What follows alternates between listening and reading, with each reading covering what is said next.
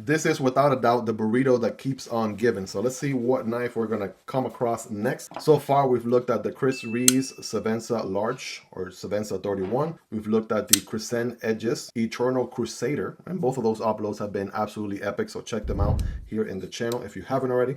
But let's find out what is next in store for us. What is the next knife? Again, shout out to this anonymous viewer who checks out the channel here and reached out to me. He wanted to remain anonymous, but at the same time wanted to share some gear for me to share with you guys. So next knife is, boom, this one right here, right? I think we got another one right there. So definitely stay tuned, subscribe to the channel if you aren't already. But man, oh man, let's go ahead and check this one out. I can already tell you for sure, just looking at it, right? I have seen a Sharp by Design knife once or twice, but believe it or not, this is a debut in the channel. This is my first time checking out a Sharp by Design knife. Brian Nadeau, check him out on IG if you haven't already. And I believe this one is the Spanish word. And in case you guys don't know, if you can't tell by my name, I am Hispanic. So this is called the righty, right? Derecho. So the Derecho here is going to be interesting. We got that black titanium going on with the nice weave carbon fiber. That's looking really elegant.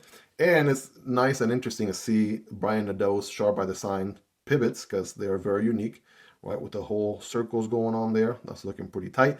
I'm not sure who the OEM is. If I had to take a guess, or if I recall correctly, I want to say Reeve is the OEM for Sharp by Design knife. So this one should be very interesting. I can tell you I'm going to like this geometry here quite a bit. So it looks like for starters, we only have a flipper tab, and this flipper is non-jimped. We typically want some jimping on the flipper tab, but not the case here. We got the BN for Brian Nadeau on there, and looks like we can also deploy off of this fuller here. So we'll definitely be giving that a try.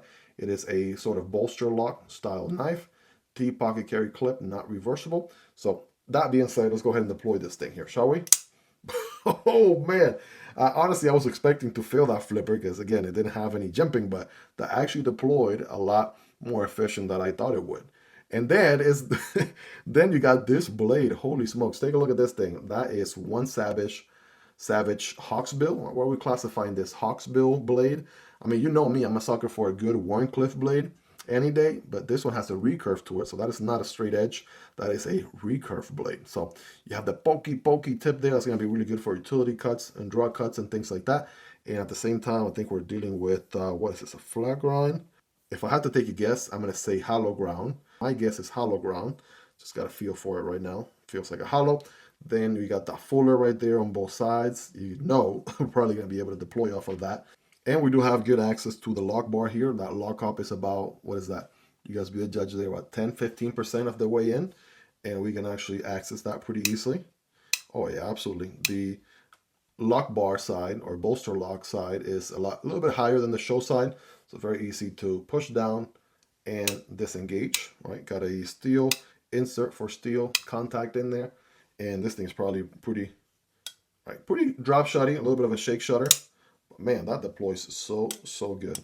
See, I failed that right there that time. And obviously, you don't want to put pressure on the lock bar, but because you have the carbon fiber insert, that helps a bit. So yeah, it's gotta be intentional about deploying it with that flipper. Really dig in the sound too. Oh man, that sounds so good. All right, and let's go ahead and test that fuller. Oh yes, oh yes, yeah, 1000%. That is money. Money. All right, money, 1000%. Boom. All right, and then with the thumb deployment. Come on now. There's got to be a way. Obviously, I'm brand new to this knife, so come on, baby, don't let me down. Don't let me down. Okay, well, ladies and gentlemen, we are definitely listen to that detent.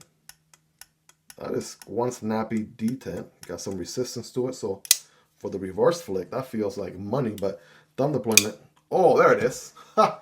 There it is. I'm over here starting to talk crap, but no, it actually deploys good. I just gotta kind of feel it a little bit. And there it is. Oh, man. So we got about 3 deployment options there in case you are counting.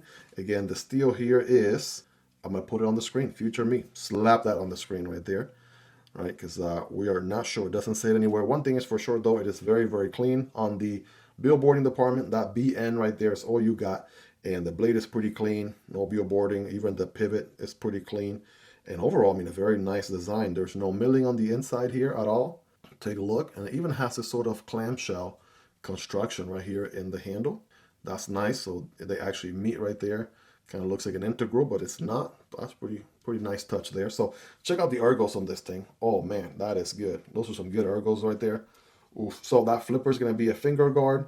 No forward choking on this bad boy. And this is so unique, right? They have so many, Brian Nadeau and, you know, Sharp by Designs has so many different models. And this particular flipper like this with the whole plunge grind situation, this is so unique, right? This is so, you know, Sharp by Design DNA.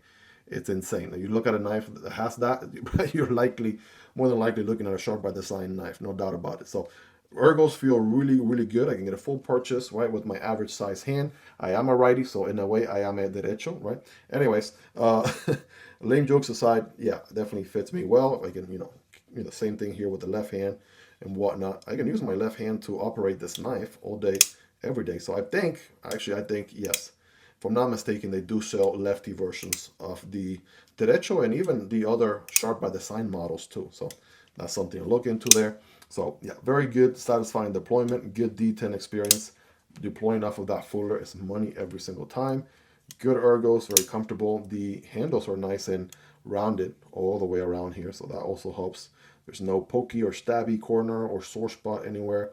The inlays are also very flush, right? Very nicely placed, no gaps, nothing is out of place. I mean, Riyadh, if I'm correctly, Riyadh being the OEM, definitely does a really good job being one of the best OEMs out of overseas in China. Also notice the really extensive jimping right there. That's pretty good. That feels pretty solid, right? So yeah, definitely in the ergos department on trash day, right, with this geometry, you are going to absolutely annihilate that cardboard. So let's go ahead and do some size comparisons here so we can keep things rolling. Otherwise, I'm just going to keep rambling about this knife for days, right? There is the MSI from Microtech. There is the Stitch. Definitely have way more cutting path on this knife, the Derecho there, no doubt about it. Here's the PM2 right there from Spyderco. There is your Para 3, right? Definitely a little bit bigger or longer than the PM2. And therefore the Para 3 as well. Here's the Demko AD 20.5 and the Kunwu Chad. All right, so definitely a little bit larger than both of these. You guys take a look for yourself. Here's the Tenable Fenrir. Right, this is the more budget end of things, and we have the CJRB Pyrite Light. All of these are absolutely recommendable. They're all linked down below, and I have content for all of these knives in the channel. So if you want to learn more details, right, overview, reviews, and whatnot, definitely search the knife name Miguel ADC on the YouTube search box. You'll find those videos right away. There's a Fintiso Parrot and the Vosteed Corgi right there. So very recommendable knives. Hopefully you own some of those yourself. All right, so let's go ahead and check out what this thing is capable of doing here in the scientific cutting test or the cutting department, shall we? All right, let's got a piece of textbook paper here, right? Usual stuff. Let's go ahead and get a quick zoom in. Oh yeah, definitely going into that paper right away. And again, we have the perk of the recurve geometry, trapping material. So, oh yeah.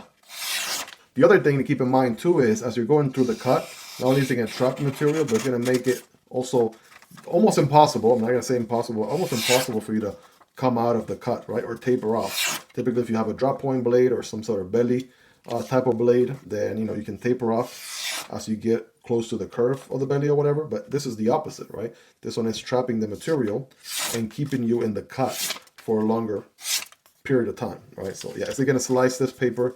It is absolutely going to annihilate that paper, as a matter of fact. So let's go ahead and check out some cardboard here. I got a piece of cardboard, dual wall on the thin side. Remember, when cutting cardboard, don't cut perpendicular, but at an angle. And so let's see how this guy does.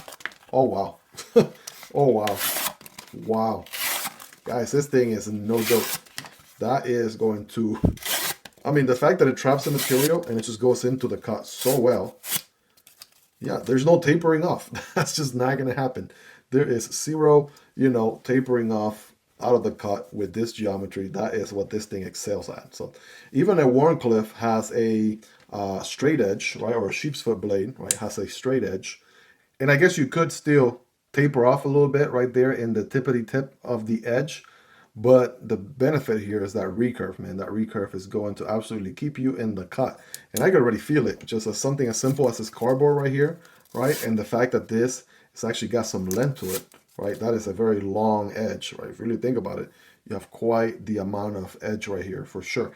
Is it gonna make arguably a good self-defense knife? I mean, absolutely. I think it definitely would excel at that for sure. But of course, this channel is not about self-defense, so we look at knives here from a EDC standpoint. The other thing is that tip right there is going to be great for utility cuts and draw cuts. I mean, that pokey tip is already wanting to, you know, go into whatever material, and then the Hawksbill recurve geometry, right, it's going to keep you in the cut. Like, it actually drags more material through the edge as it goes deeper and deeper into the cut. So there you go. I mean, you guys rate this thing in the comments on a scale from 1 through 10. How sharp is this guy? Right, rate that factory edge, 10 being the sharpest. You guys let me know. Well, there you guys have it. That is the Derecho from Sharp by Design, Brian Nadeau's company here. And man, oh man, being my first Sharp by Design knife, I gotta tell you, man, I am really, really impressed. Still don't know how I feel about that flipper though, but somehow it works. Somehow the fact that it's not jimped, but it works so well, I'm still very impressed by that. I think it has to do with the way the detent is tuned on this thing, right? Having a well-tuned detent is definitely going to help in that department. So let's see, I can light switch it. Yes. Can I push button it? Either one works. So that reverse flick is solid. And again, off of the fuller thumb deployment. So multiple deployment options, drop shotty action, great ergos. And I mean, you have a very mean geometry recurve. We call this Warncliffe harpoon, something, right? Harpoon, got a little bit of a harpoon little section right there. So that's looking pretty wild. So again, I'll have this guy linked down below if you guys want to check it out, just like every other knife you saw in this video. Would love to hear you guys' thoughts on this thing, right? What do you like about it? What do you love about it? Do you own one? What's been your experience like? I will be carrying this knife here for some time and gathering as much feedback as I possibly can. And I will be dropping a comprehensive review here very soon. So if you're new around here, definitely subscribe. Promise you'll be worth coming back for more. So smash that like button for the YouTube algorithm. And again, a huge shout out to this channel viewer who wanted to remain anonymous, but I think it's pretty cool that he wanted to share some of his gear with me. I'll put my email on the screen there. If you guys want to send any gear over for me to review, I'll definitely appreciate it. And again, these are loaners, so these are going right back to this person at the end. So I'm definitely really grateful for that. Shout out also to my Patreon supporters for supporting what I do here in the channel. You guys are awesome. And again, I'm excited to carry this knife. This thing is going right in the pocket the moment this video is over. So guys, thanks so much for hanging out with me until the end. Check out that video right there to your left that I recommend, or check out this video to the right that YouTube recommends. Take care, guys. Have a wonderful rest of your day, and I'll see you on the next video, either this one or this one. Peace.